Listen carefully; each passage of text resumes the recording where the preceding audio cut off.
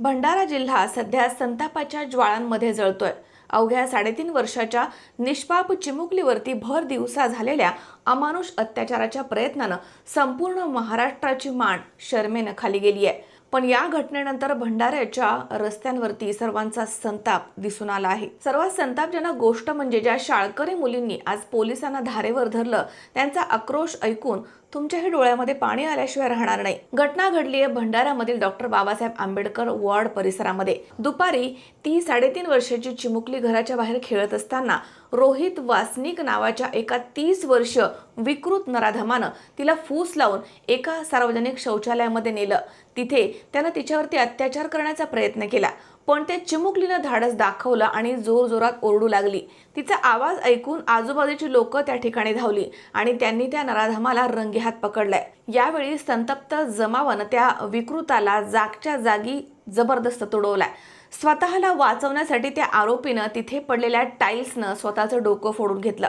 पोलिसांनी तात्काळ येऊन आरोपीला ताब्यात घेतलं आणि त्याला भंडारा शासकीय वैद्यकीय महाविद्यालयामध्ये दाखल केलं। पण ही बातमी वाऱ्यासारखी पसरली आणि पुढचे 7 तास मेडिकल कॉलेजच्या बाहेर हाय व्होल्टेज ड्रामा सुरू झाला।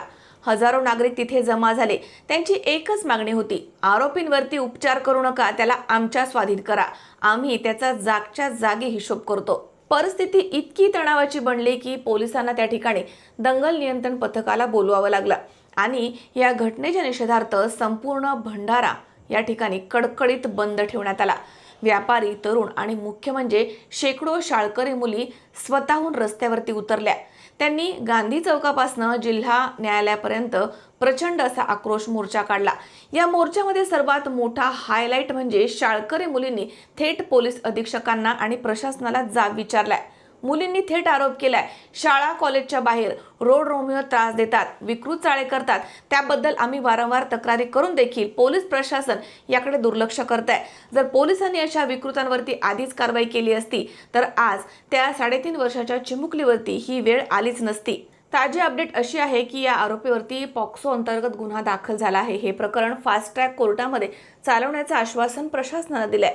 पण प्रश्न हाच उरतो की प्रत्येक वेळी घटना घडल्यानंतरच पोलीस जागे का होतात, अशा नराधमांवरती तात्काळ कारवाई का होत नाही। मला तर असं वाटतं की अशा नराधमांना किंवा असे विचार ज्यांचे आहेत त्या व्यक्तींना तात्काळ कडक शासन व्हायला हवं, तशी तरतूदच कायद्यामध्ये व्हायला हवी। तुम्हाला काय वाटतं? कमेंट्स करून नक्की सांगा।